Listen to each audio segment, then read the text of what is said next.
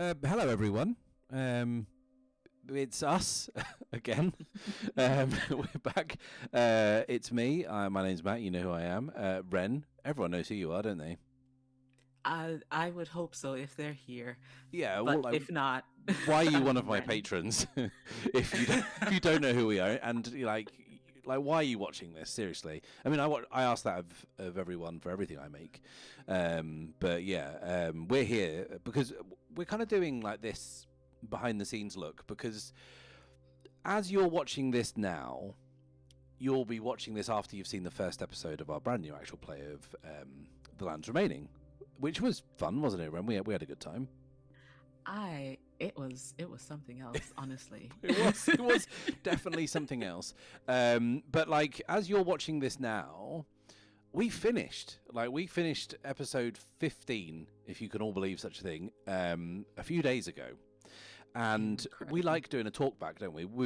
For all the games we've done a talk back. But for this, when the show ends, I don't know if I'll remember it, because it'll be like in like 4 months' time or whatever.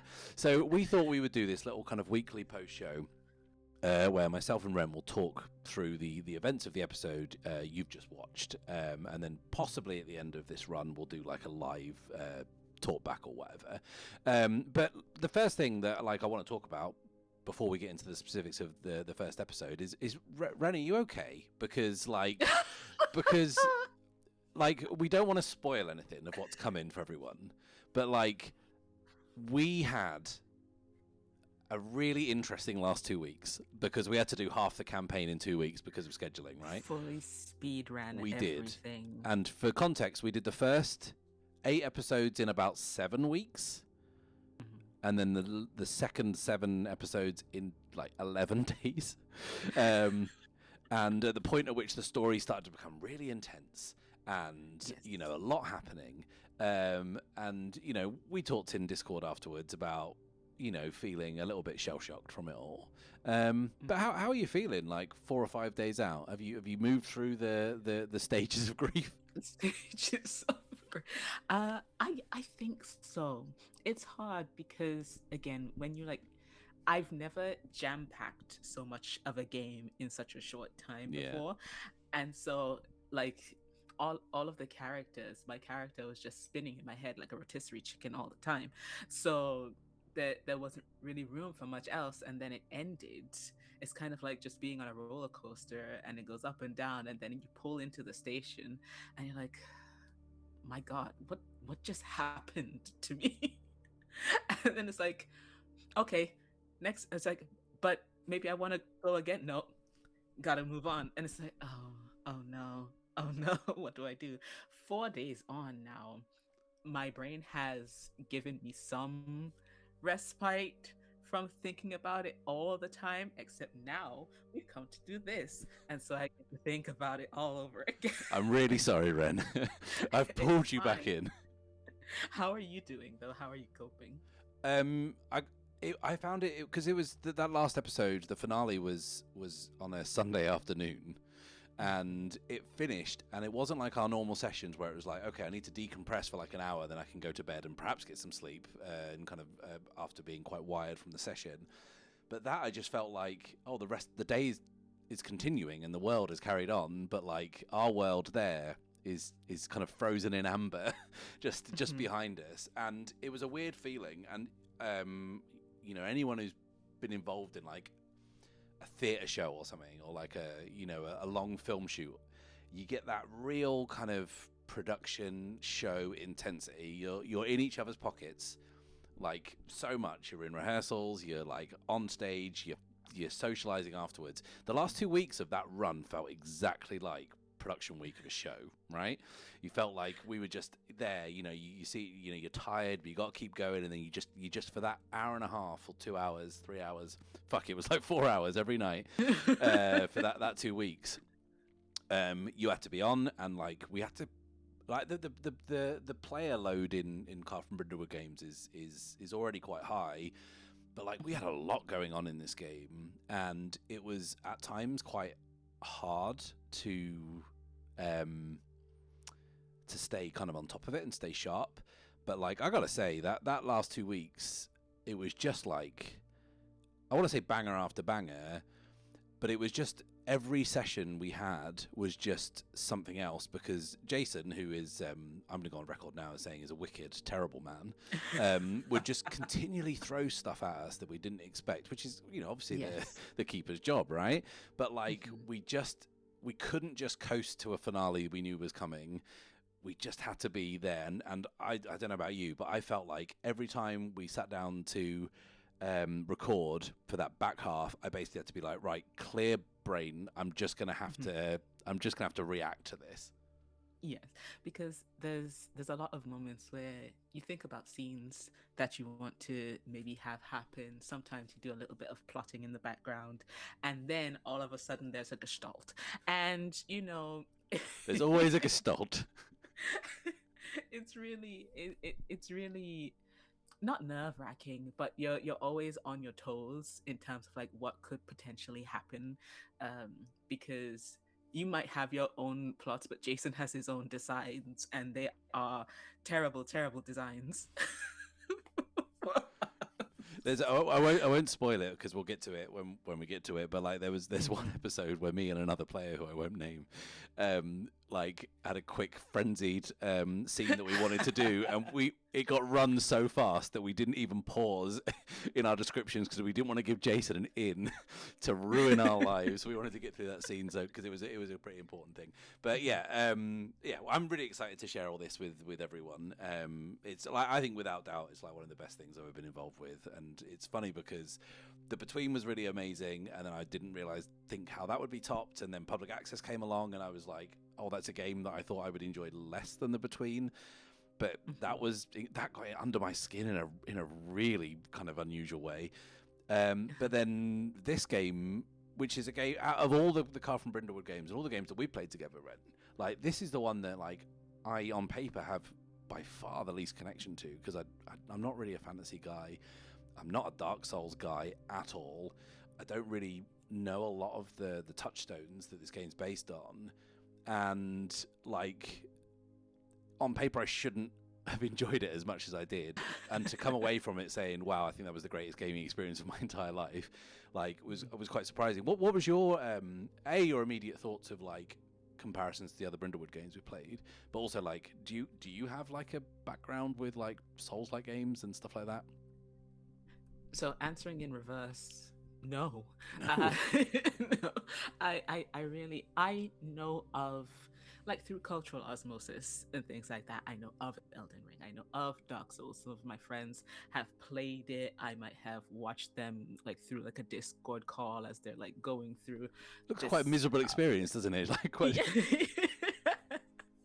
I was just like, the thought of like, I think it's Dark Souls in particular, where you have to go through, but if you die, you go back and you have to like work really hard all the time. And I'm just like, that doesn't sound appealing to No, me not for me. at all.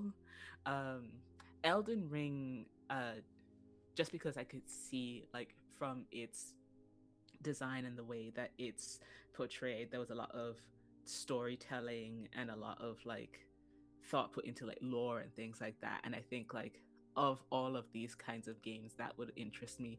And then I see someone try to fight Mikola, and I was like, honestly, I don't think I don't think I have the stamina. I just don't think I do. Because if I try something maybe 4 times and I can't get through, I'll put the game away and never pick it up again. I'm at like Like maybe I 2 times is my limit, or maybe once. But I had to say, like my experience with watching Dark Souls is I watched the Monster Factory episode where they did Dark Souls as like a naked guy, and just Mm. watching one combat nearly gave me like secondhand anxiety. It was horrible. I couldn't take it. Oh god, no. So I don't know much about Souls like media. So when Jason was designing this game, and also this game came about so fast, too fast for words, because we were in the middle of plotting for the Between Yeah. season 2. And then all of a sudden it's like, so gang, we're gonna maybe switch tack, it's up to you, but this is potentially happening. Yeah, we were viewers. We were what, like 2 weeks away from starting the between season 2. I know that you all had bought costumes. I think Michelle had bought a whole new costume. My cart was full. Like, I was so ready. I was about to hit checkout. We were ready to go. I was ready with facial hair. Like I had a design. We all had playbooks picked out with, me and Jess did, because obviously we needed new ones. But like, then obviously I'd been working with Jason on this kind of accountability podcast about The Land Remaining, which was really just supposed to be like a development log, really, about how is this game going. And then after a few weeks he's like, yeah, I've written the whole thing. And then we were just having a conversation about the between season 2, and I was asking him whether, because there's a playbook for it which still hasn't been released yet, which I was thinking about playing, and I was kind of asking him the progress of that, and he was like, yeah, I'll have it with you like by tomorrow. And then he just kind of went quiet for a bit and was like, yeah, seeing as we've got the full cast available, because obviously we missed Michelle for the vast majority of public access, which I don't know about how you feel about that, but like I was really sad not to have Michelle. Yes. But it didn't feel like the table was missing Michelle. It just felt like a different table, even though it was most of us were the same. It felt like a completely different vibe. But then when she came back for those lost transmissions, it was just like, oh yeah, this is the shit. Yeah, no, I did miss having Michelle there. Also because it made the game harder. Much harder. The game it like goes up on like a curve. As you lose players, the difficulty increases exponentially. And also our attitude to playing these games and making it as hard for ourselves as humanly possible doesn't help. Yes, this is true. No, I missed having a fourth at the table. It did feel like a different table. For me, coming off of something like the Between and going to play just very normal people who are just navigating this world very poorly, I kind of felt that gap because we weren't as strong as our previous players as well. So it didn't feel like we were lacking in terms of our ability to like tell the story that we told. I think it was still like a very compelling and interesting story. I do sometimes wish there was another person there to share the burden a little bit. To share the horrors with us, because yes. It's a lot to shoulder. Yeah, but I think if Michelle had been there, it would have been a completely different game. Oh, 100%. Yeah. There's no way to tell what that public access would have been. We'd have certainly found out if Rodenbecker Street had a bath in it. That's my one thing that we definitely would have found out. We had a little bit of a play test over Christmas, didn't we? So yes, we did. We before we even agreed to do this, there was a play test going on that Jason was running for his channel, and at the time there were people saying, well, hang on, let's all run bits of play tests because there's so much of this game that was out there, because Jason just wrote it and then was like, here you go, here's a game. Okay. And people grabbed bits of it and tried little bits of it, and we decided to have we just did a couple of hours, didn't we? And we did a struggle and a shrine and a journey. So basically we just wanted to play with the things that were unique to this one. When we agreed to do that was just like, hey, let's just have a bit of fun, the Bad Spot gang back together doing a bit of a play test. But when we actually sat down to record it, it was like, oh, fuck it, in a week's time, we've got to play this. It was... I was truly just so confused about what we were doing because I hadn't been keeping up with a lot of the like development side of it. I had been seeing bits and pieces of it, but when it was like, oh, we're going to be playing this now, I started to look into it and I was like, I don't really know, I'll just wait until maybe we start to play. And then because you had written the struggle, I had, and that was me thinking actually? That was the only way we would ever get to play that struggle, because I was like, Jason's not going to give me the satisfaction of putting it in, and also I don't think you want to do it on the AP. But spoilers, we do. But yeah, for me it was like, oh, am I testing this for me to see if it's any good? Which is wild because Jason had dropped that struggle that I wrote in his playtest, and I was like, oh, it actually does work. That's quite cool. But I think I wanted us to figure out if it worked. And yeah, I mean that original playtest was like really interesting because I think randomly didn't you all pick the same playbooks as you ended up playing? Yes, we did. I think we we settled into those characters, and it was also a very weird thing where a lot of the same things happened as well. Like there was a role that Michelle's character does that causes the same thing to happen that happened in the playtest, and that is not because of what's written in the text. It's because of the role and when it happens. It's just it was so funny to watch. Just it was like in all iterations, or in most, this is what occurs because this is what is true to the story. um I don't know, I had a lot of fun with that playtest while being just confused and not really knowing what was going on.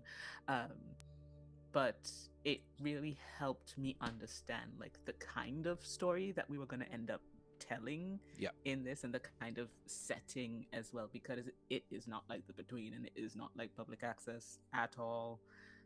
This isn't Kansas anymore. We are on Funeral Island, and it's fucking awful. Yeah. So that was kind of like everything that happened before we started playing. I know that you'd picked the Nameless for your playbook for that playtest. Was that like a conscious choice? Was it a random choice? Were you drawn to that immediately? Was it the first thing you saw that you liked? Like, what drew you to playing the Nameless in particular? And also, I should stop saying playbooks. Jason will be furious. They're embers. The embers. So with the Nameless, I oscillated a bit as the playbooks came out and read through them. There was 6 available at the time. There will likely be more as time goes on, but I think when the game releases, there will just be those 6. I think 6 or 7. I think. Okay. I think one more got added. Yeah. Okay. And so I was looking through the ones that were available, and immediately I was like, the Crux Druid is not for me. Hard pass. I don't want to have to fight Jess for this. But also it was a lot of what do I think I can do justice, because again we didn't have that much time to think about it. We were going to be doing this in 2 weeks.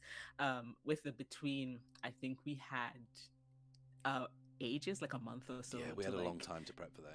Yeah, to figure out. And then with the latch keys, they all have the same base, so it's like whatever coloring you put on it defines who you are.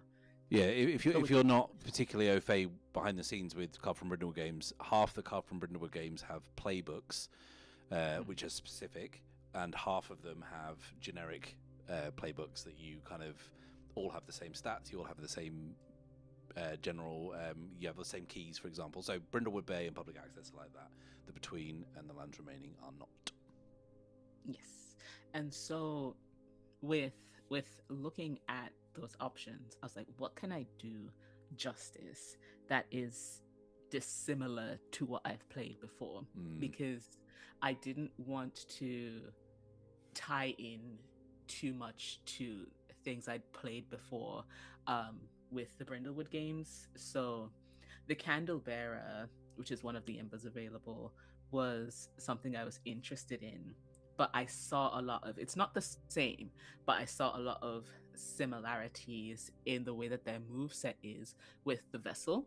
Yeah. And so since I was already playing the Vessel in Phoebe, I didn't want to and there's a lot of things that you can do that are different in between them, but I knew myself and how I would likely play someone like that, and so I wanted to try something different. I tend to go for magical type characters, and I have been as of late trying to do more martial characters just because I don't do them often, and I'm trying to appreciate them more.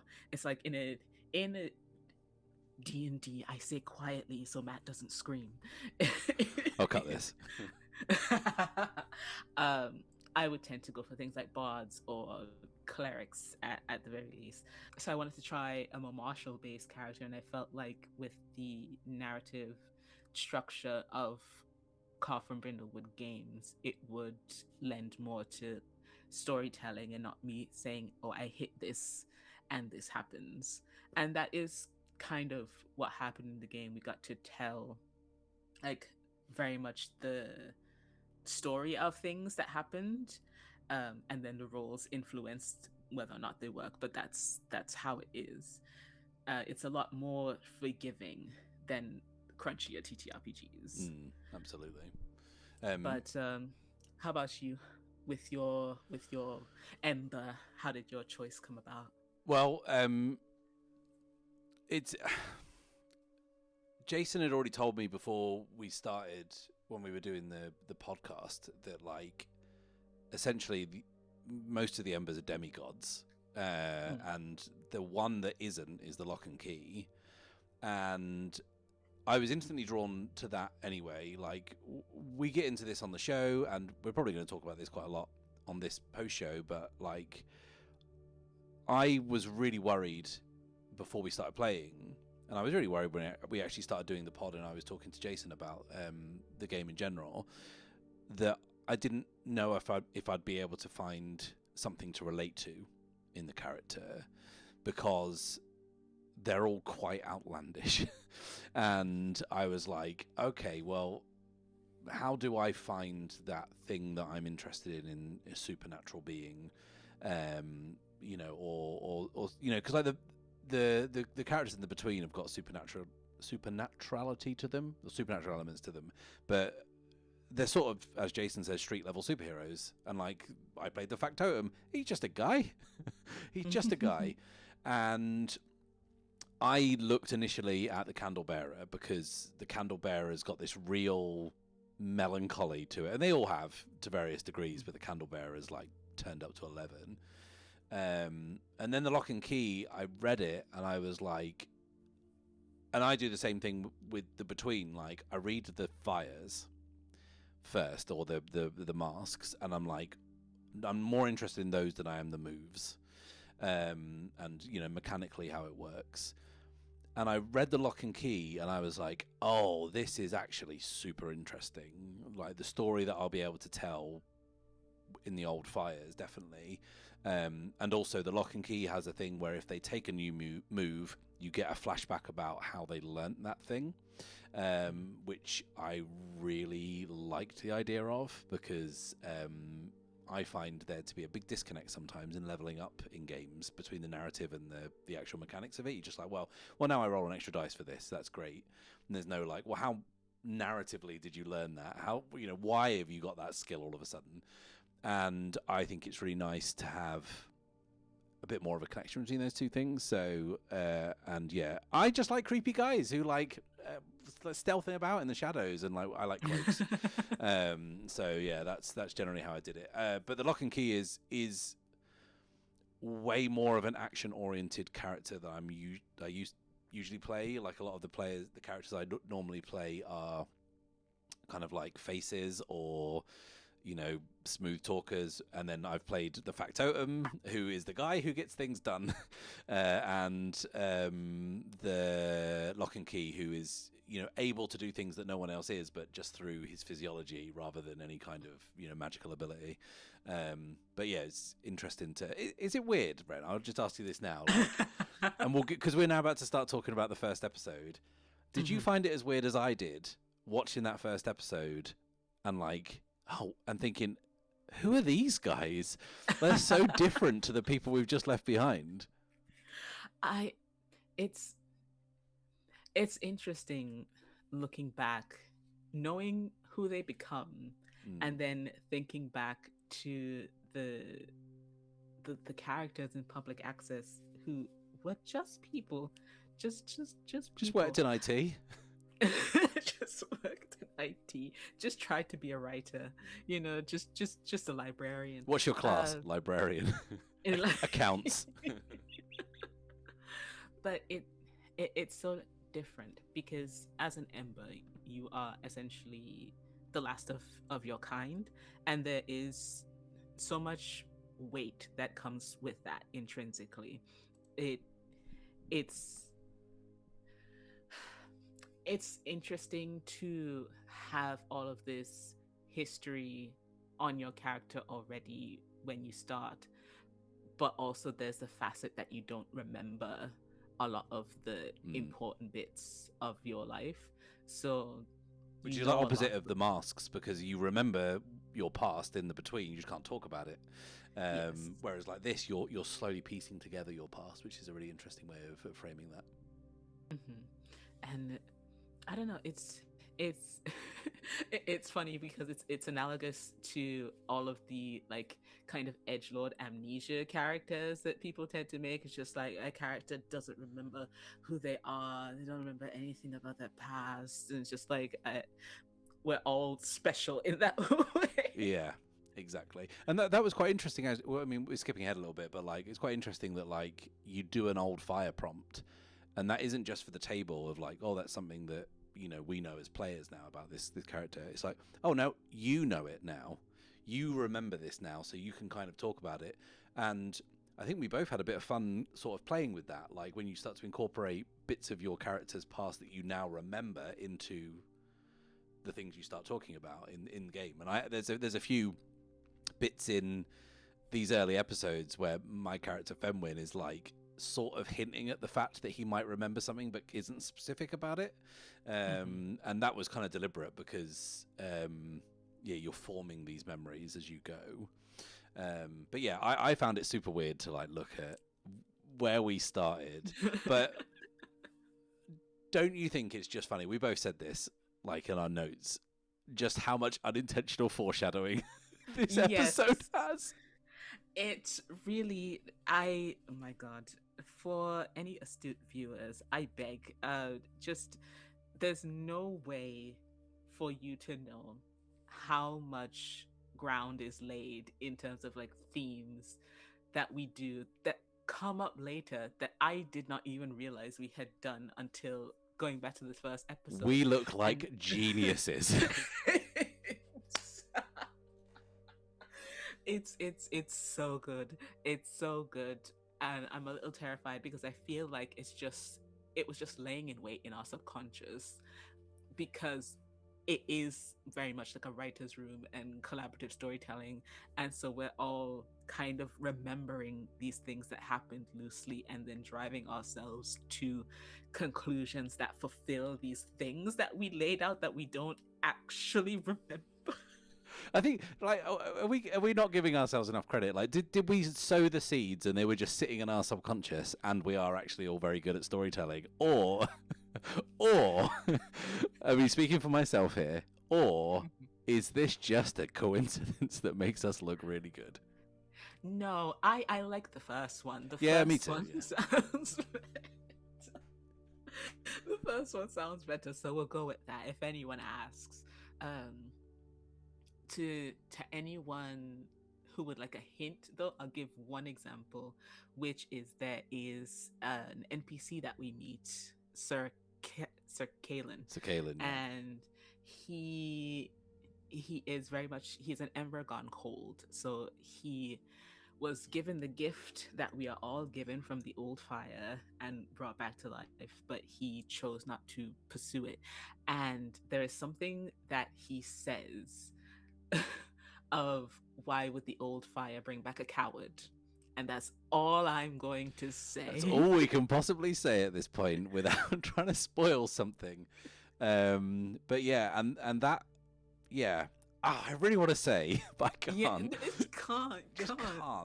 But I mean, yeah, this is thrilling viewing for everyone. Hey, here's stuff we can't talk about, and we're just going to vague post about it, and you can just enjoy it. Just trust us, guys. Just trust us. It's real good. It's real good when you get there.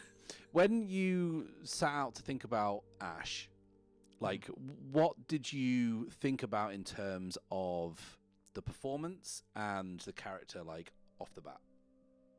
Oh God, I thought about.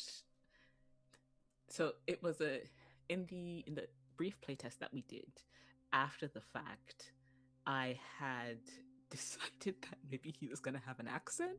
Love it. And Jess in the Discord chat was like, please, and I was like, well, here's the thing, because if you start with an accent on things like this, you have to commit. Like, you can't just decide, I'm going to do it for one episode and then it vanishes into the ether.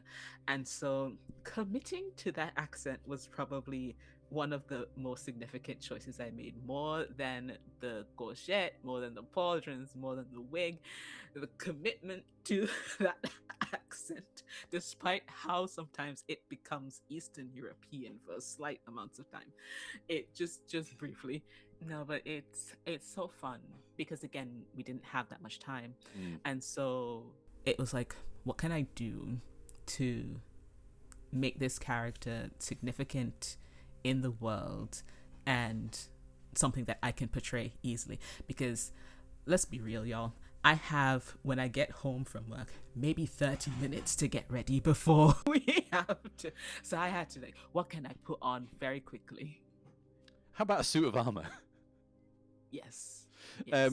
For behind the scenes insight here, the tension of Ren's journey home from work on a Wednesday and Thursday is an ongoing part of the Bad Spots production, and they get in contact during the day, like, oh, there's a train strike. Oh, there's, I've had to fight an old woman on the line. Like, all these things happen, but it's thrilling. Like, we all enjoy it.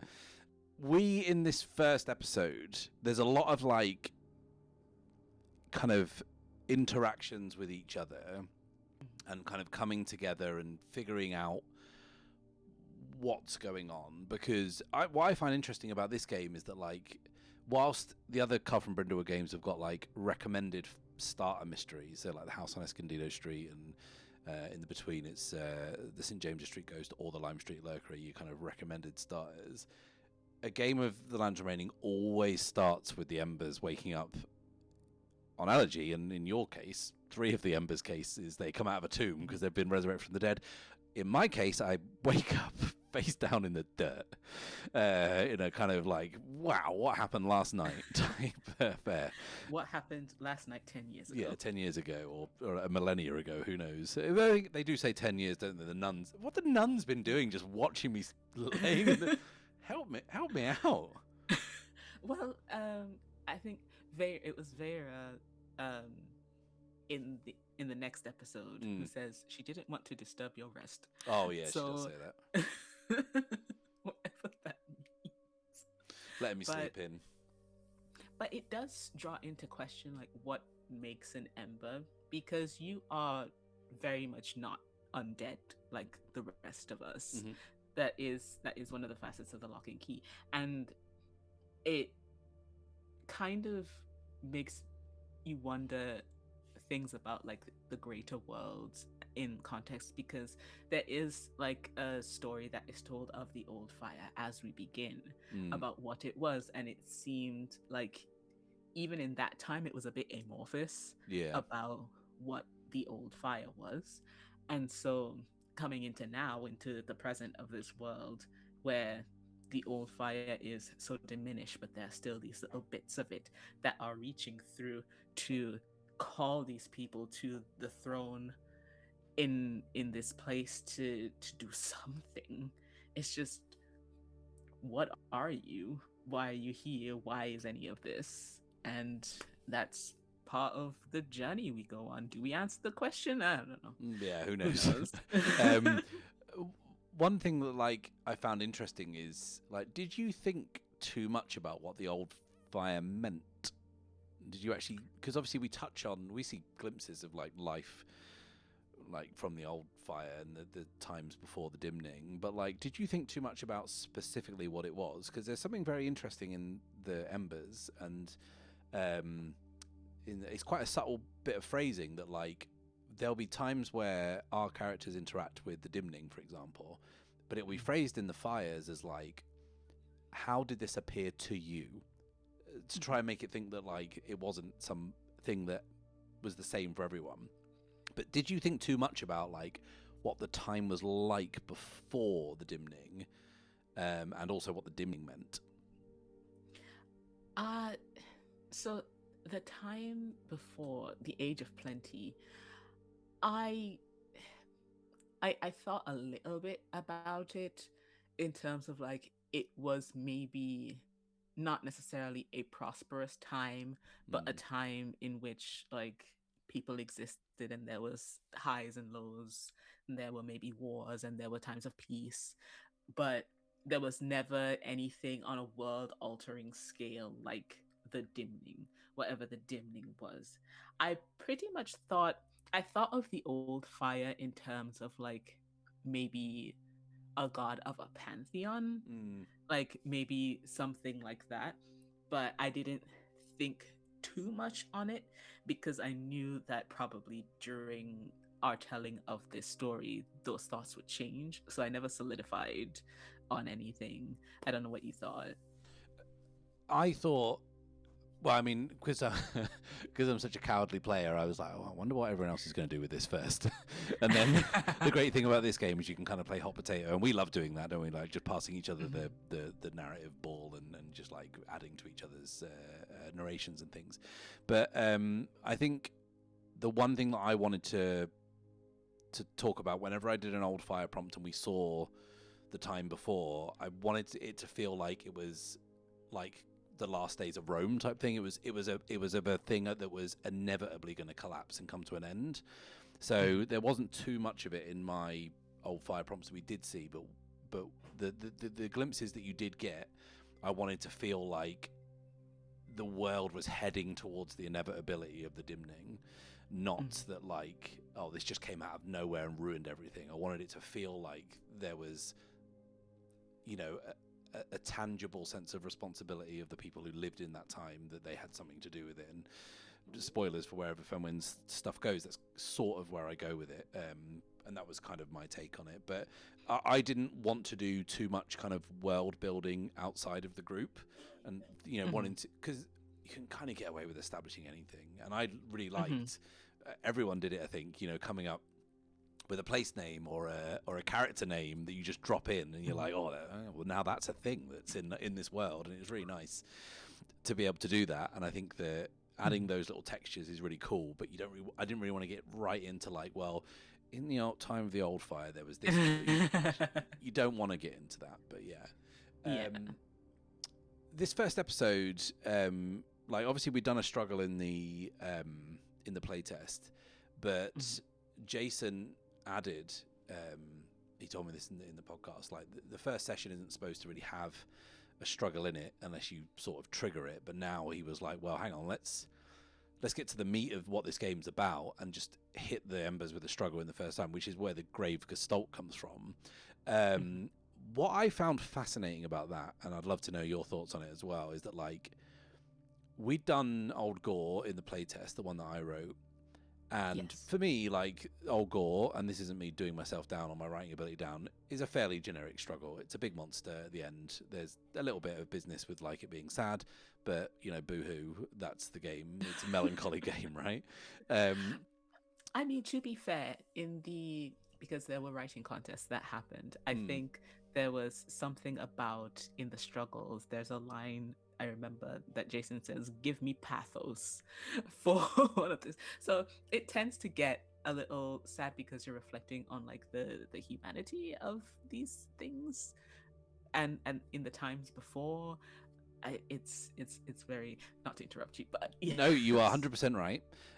But also like, you know, if the idea of a struggle is to tell the story of the combat rather than to just do to simulate the combat, there's no real story without there being emotional stakes.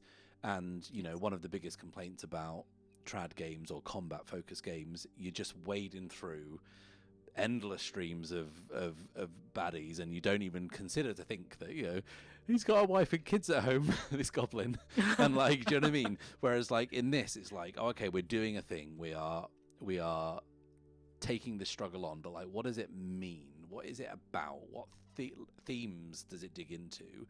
And the Grave Gestalt is a really interesting one. Our first struggle in the fact that, like, you know, we're on this awful funereal island, which is just, you know, it's the Long Wake is what it's called. Like, you know, it's this just, everything is just mourning and you know, wailing in the dark, and you know, things that are being forgotten and remembered, and all of a sudden you've got this kind of animated embodiment of that idea. You're fighting funereal rites and ceremony and grief bundled up in this ball of supernatural rage. And it's just like, the thing about struggles that I mean that I like about it, that's typified in the Grave Gestalt thing, is that like, it's not just, you can't really write a struggle that's like, oh, it's just a monster or it's just this. It's going deeper than that, and our reactions to it follow those along. Like, did you feel that way when we fought the Grave Gestalt, or like, how did it feel to you as a martial character in particular? So, as a martial character, it's very nice to have like a very epic style combat that doesn't take an hour, 2 hours to really like just get to the meat and the heart of why you're doing this. I feel like the Grave Gestalt, it really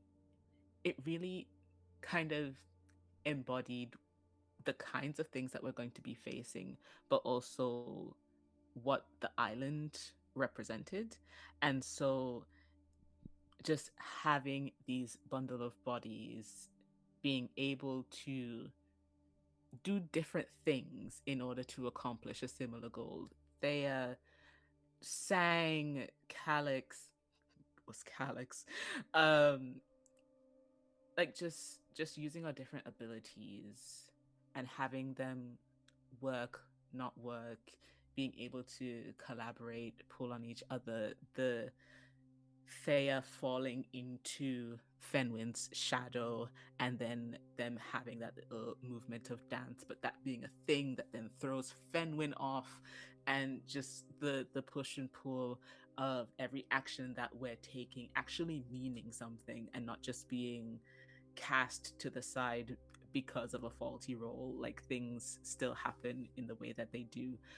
I really like struggles. I say this in at least 3 of the Stars and Wishes, but I really like struggles. And with the Grave Gestalt, it's the second one I ever did, and it was just really fun and cool. It makes you feel cool. It makes you feel like really cool to like do this big boss battle and not have to wait ages for it to happen. Like, you don't have to like grind through a bunch of like grunts and like level up. It's like, from the start, you're really cool, and here's how you show that you're really cool. Like, we could have ended, I mean, I would have been very sad if we did, but we could have like done everything in that first episode and then just call it. It's like, and that's all we're doing, and I would have felt satisfied.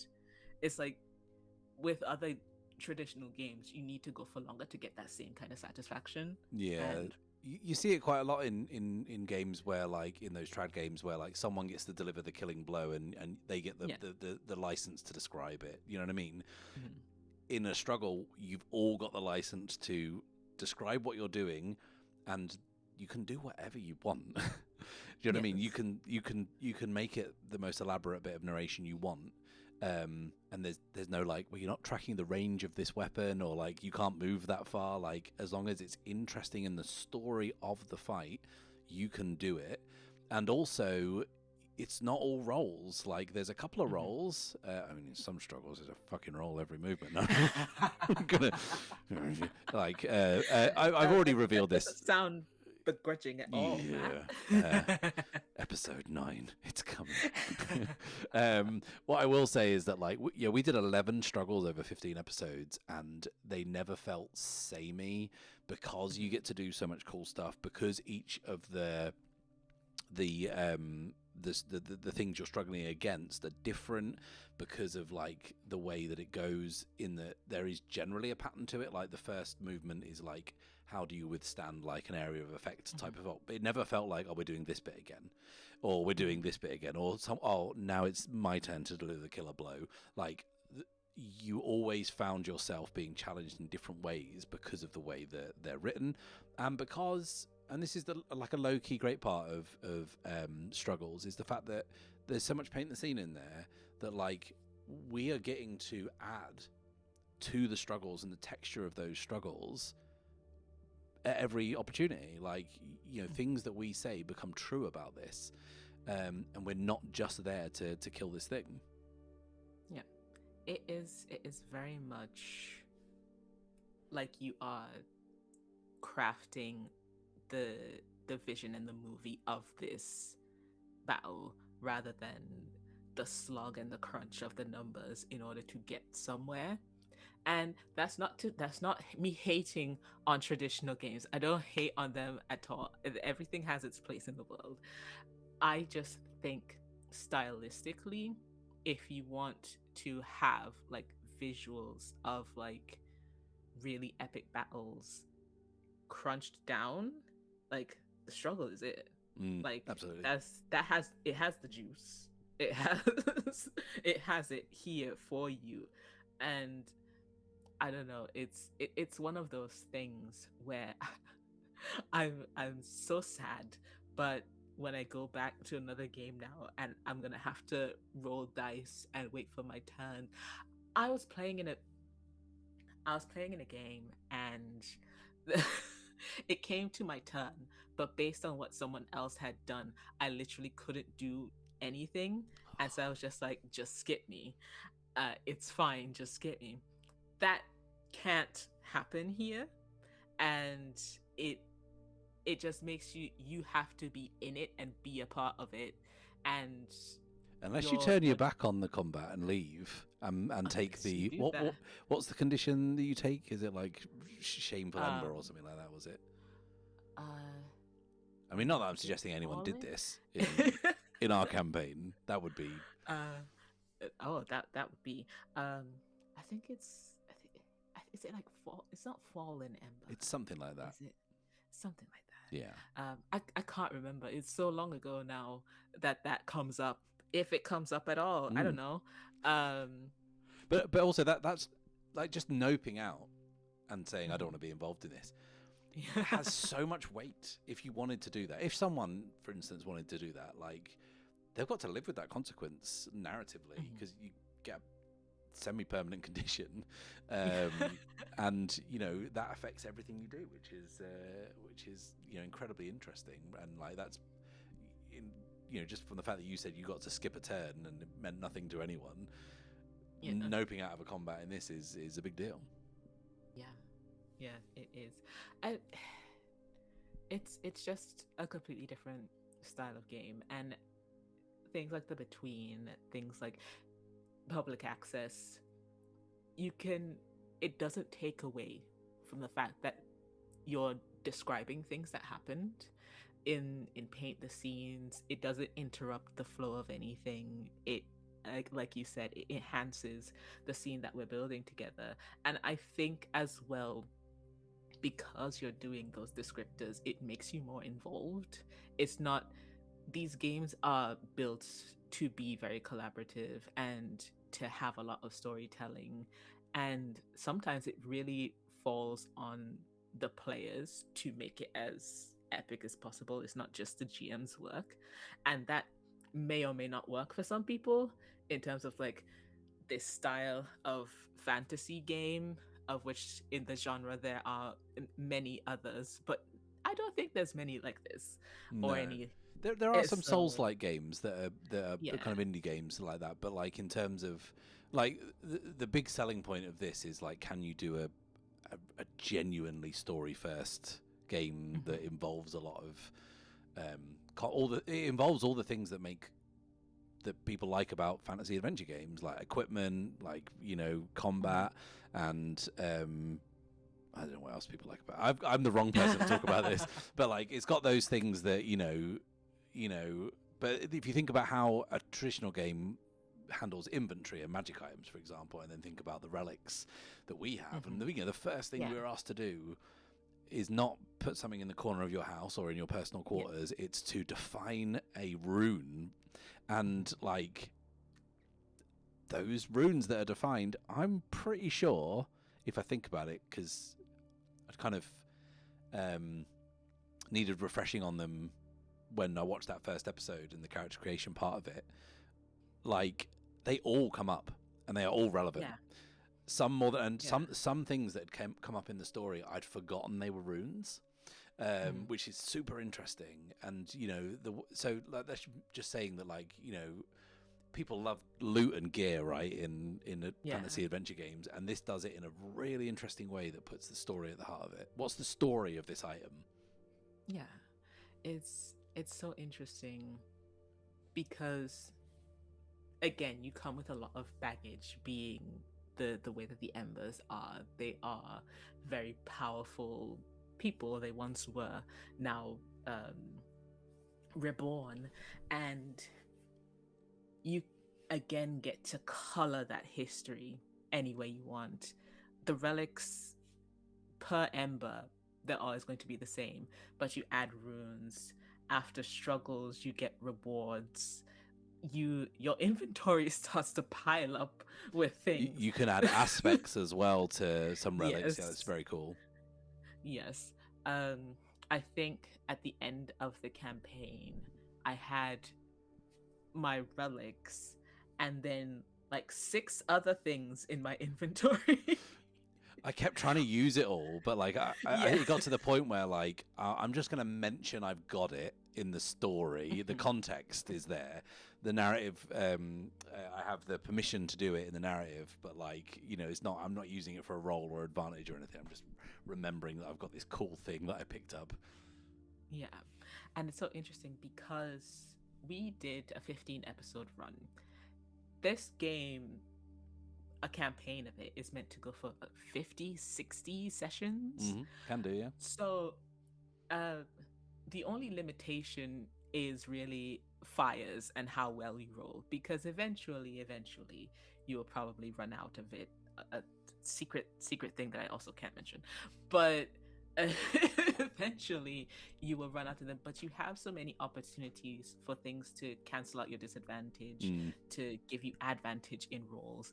You're powerful, and the game reflects that in how it gives you things to help. And I don't know, it's difficult to feel so strong off the bat in a game sometimes, and to still have room to get stronger as well somehow. Yeah. I tell you what's interesting though is, like, something that I've just remembered is that, like, it goes to show a difference between someone who knows what they're doing running the game and me, because in that playtest that we did over Christmas, do you remember Michelle marked 3 fires in 4 rolls? Oh, do you remember afterwards she was like, is it really hard to stay alive in this game, because half of my fire's down before I'd even done anything. I mean, we didn't really understand, like, relics and aspects and all of these things, and to be honest, they were fighting us all of the way towards the end. We in the second episode, Jason tells us what they do, and we proceed to forget half of the things for about 3/4 of the campaign.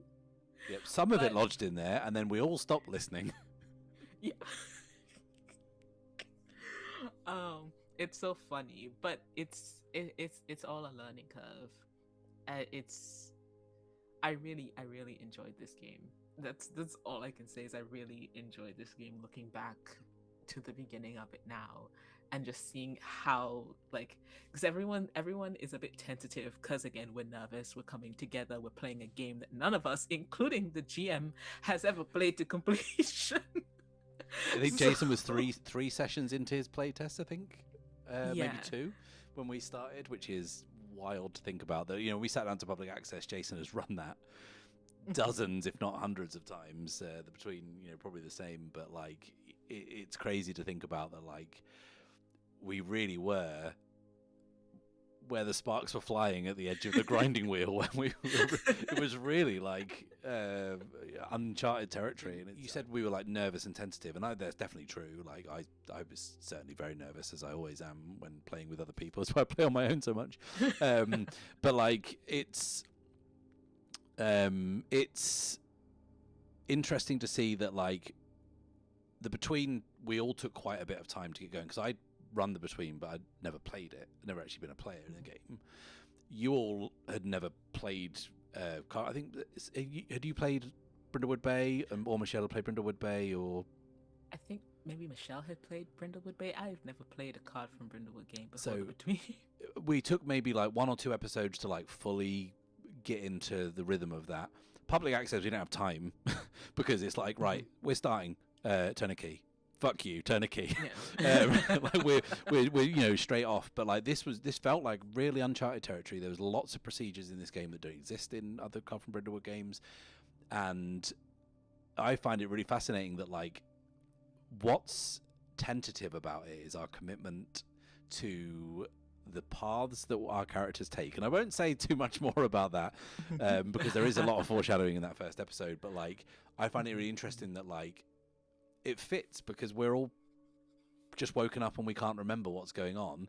And then I think of like watershed moments in this campaign, and it just feels like a different world. It feels like I'm watching a different game almost. And the thing I didn't want to do when I revisited these first few episodes, I didn't want to watch it and go, oh, I mean, this is good, but it gets like much better later.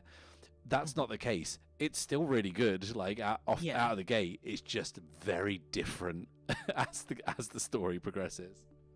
Yeah, I think as we learn the game and we get more confident, sometimes incorrectly confident, because God help real us, false confidence. I don't think we understood how journeys worked until maybe episode 12. I still don't. Not gonna lie.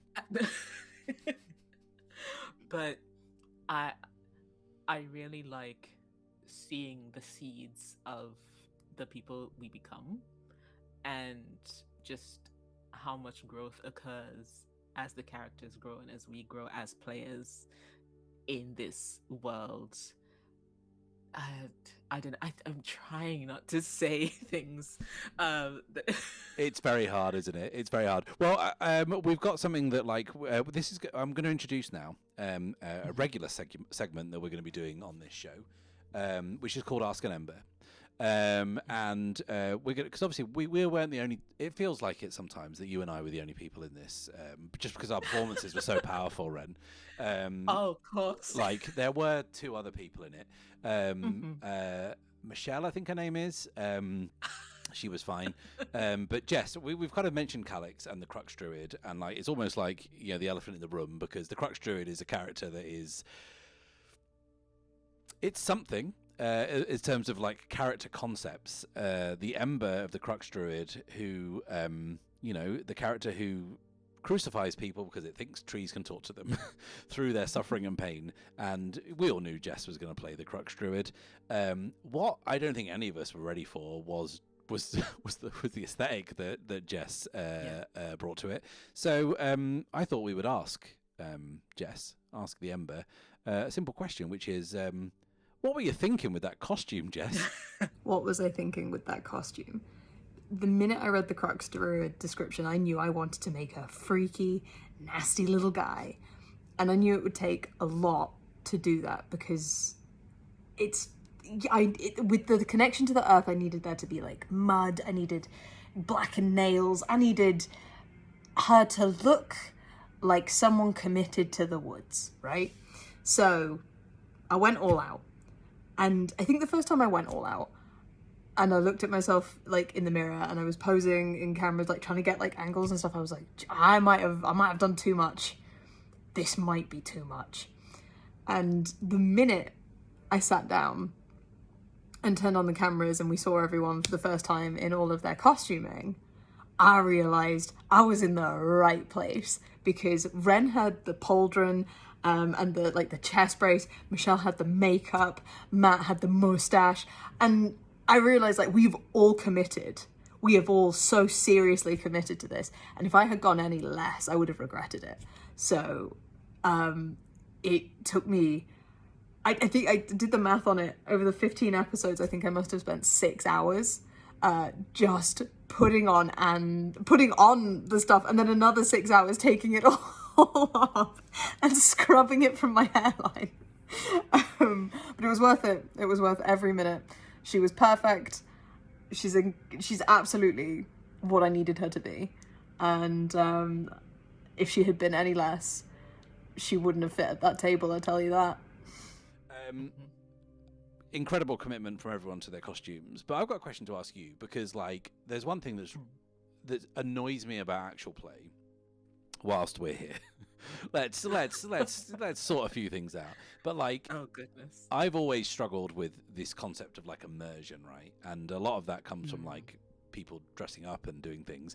And I remember like the first time I saw it in an actual play, I was like, I can see your headphones. Like, what? It doesn't. I can see that like your mum is walking past in the background or whatever. Like, this isn't like immersion. I don't get it, and I don't really understand it. Then I played a game with Jess about 2 years ago. I played Trophy Dart with Jess, and she turned up in costume that was pretty outlandish. Including she had the black contact lenses in, and this is not going to be the last time that we talk about that Trophy Dart game and Jess's character and costume. Spoilers, but like, I remember thinking, oh, okay, this isn't really about immersion. You're not saying everyone must believe that I'm playing this person, even though I'm sat on a Skype call, you know, in a world where that doesn't exist. Like, it's just like adding a little bit extra, right? And I quite like it. When we got to the between, I'd never dressed up for an actual play. I've never dressed up even for like a fancy dress costume, like party. Like, I'm the worst person to invite to one of those things. But I was like, fuck, everyone's gonna do it. I'm gonna have to do something. I mean, I just have to wear a shirt and tie and a waistcoat, and that's fine. And I did it. And the weird thing was that I found that, like, as soon as I did it, I was like, oh, this feels a bit more like a thing now. Like, I don't feel like I'm a butler in Victorian England, but this feels more like a cohesive whole, right? And it's like, well, okay, it's just the same as the music that you put over the top. It's just the same as the title sequence that goes over the top. No one is thinking that we are these Victorian monster hunters, or that we think we are. It's just a little bit of icing on the cake. Then we had public access, loved it. My own clothes, fantastic, right? Super into that. And then we got to this, and I was like, fuck. I know Jess is going to go hard. Ren's talking. I've bought a suit of armor. Michelle's like, oh, my makeup is you know, really elaborate, and it's going to change week to week. And then I'm like, well, I've got a beard. I reckon I could get rid of some of that, maybe. But like, my what I wanted to talk about really, like, what I've never seen you in an AP, Ren, and I've seen a lot of your AP work, right? I've never seen you in an AP when you're not in costume. Is that a big part of AP for you? And how do you feel about it as someone who like does it really well? I mean, I will say I have been in APs without costume, but those tend to take place at odd o'clock in the morning, and I can't be bothered. So That's fair. those are the exceptions. When I do have the time and the energy, I enjoy dressing up. I I kind of, about 2 weeks ago, gave someone a long explanation of how I ended up in AP in the beginning with. And in between there was a stop where I was doing original character cosplays on TikTok for short video storytelling that they did. And so Incredible red law here. And so I got used to like embodying characters in costume to tell stories, to like lip sync and facial expression. And so when it came to doing actual plays, I was like, the way I feel to fully embody a character sometimes is to just get into a costume, and it doesn't have to be like a full representation of that character, as you said, but it's something that helps me feel close to it. And with things like The Between and public access, just sometimes inhabiting those clothes, it changes how you move your body in a way. So Phoebe is very much kind of here and close, and the actual clothes aren't terribly mobile, so you feel restricted, but she is trying to hold herself together, and so that kind of comes out in the portrayal of the character. With Leon, his clothes were very much baggy and loose because he's trying to hide within himself, and so like he has a hat, he's like covered down, but still these little forms of expression kind of peek through, in that he dyes his hair and he wears jewelry and things like that. So it's like, what are you trying to tell about the character in the costume choices that you make? What's important? What can be left behind? Things like that, because you only have this much to tell a story. I'm just in sweatpants half the time. Yeah, pajamas for me so, below the table. Yeah, so it's just a helpful visual for those who are watching. This doesn't translate over to podcast. I think it's really interesting that like the way that you say that it helps tell like a part of the story just with a quick visual cue. Like Fenwin's cloak, like I had this idea when I was thinking about him that like he had that kind of like desert nomad type look, that his clothing would be very loose but he could have lots of things in. So I wanted to get one of those like desert shawls that like, you know, has this really loose fitting around it, and I found one, and it is so much fabric. It's so much fabric. I made it very hard to put on. But then after I'd put it on once, and I was like, we talked about like how he hides things in there, I was like, well, let's start using it. And there's like in the next episode and then several other episodes, the cloak being an item that has no mechanical benefit, not in the way that I was describing it anyway, but actually did things and, you know, became part of the environment, was like super interesting. Not in a kind of Doctor Strange way, but like in a way that like it isn't just something he wears. And that just came from the fact that like, oh shit, this is a lot of fabric that I'm putting on every night. And then I was just like, oh, actually, that's maybe an interesting facet of this. I mean, whenever I play with you guys, I have to wear a costume. I can't be the only guy who isn't. You know what I mean? Like, but I actually have really enjoyed that part of it, because it's felt like, oh, we just this little extra layer of expression that's going through it. I will say that like it's massively helped in the grieving process of this campaign being over. Being able to have a haircut and shave my moustache off. I mean, my wife is very pleased about both of those things. But like, it was the idea that like I can actually have a clean break. There's a change between, and I've never really felt that before in terms of like, getting in and out of character. So it's been quite nice. But yeah, Jess's commitment to Calix is wild. I really enjoyed. We all really enjoyed the in between break photos that she would send of the absolute carnage of the bathroom. The bathroom, yeah, and like, you know, just having a cup of tea in costume is just, you know, there's something deeply sinister about that. But like, it really did help sell that thing that Calix is this unpredictable character that every time she interacted with an NPC, a side character, a supplicant, we were all so on edge. I just hated watching her talk to anyone. So I was just like, fuck, this person's going to end up on a tree.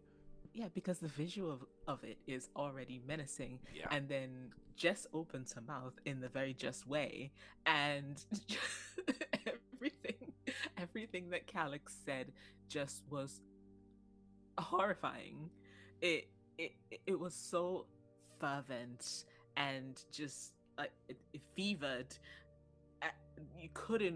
I could not put something like that together in the space that she does. And again, it's just leaning into those strengths that we have.